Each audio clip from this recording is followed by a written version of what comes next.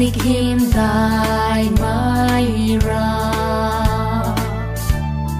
này là mày muốn riêng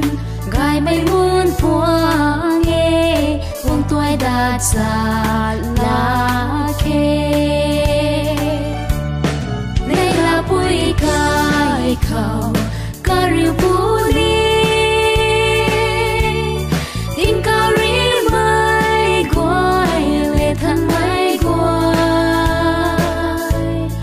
để ra bụi ram khẩu cả lăng đầm mai bao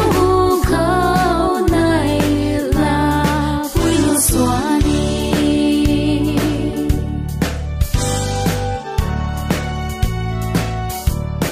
ai bụi tình mi hay nái bám san khẩu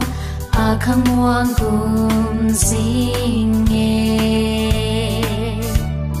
ai hay ram tai quang tang pui gan khâu ruồi căn đi hay nghiêng lá khê hay cùng mày nam tai tay tang pui gan khâu căn đi hay nghiêng lá khê tang dài ni thế gai in thui mai gai dai adi kam gai ni cho đây là bụi cài khẩu cà riu bù đi tình cà ri mai quay lệ thân mai quay đèn ra bụi ram khẩu cả lăng bầm mai bao khẩu này là bụi lúa xóa đi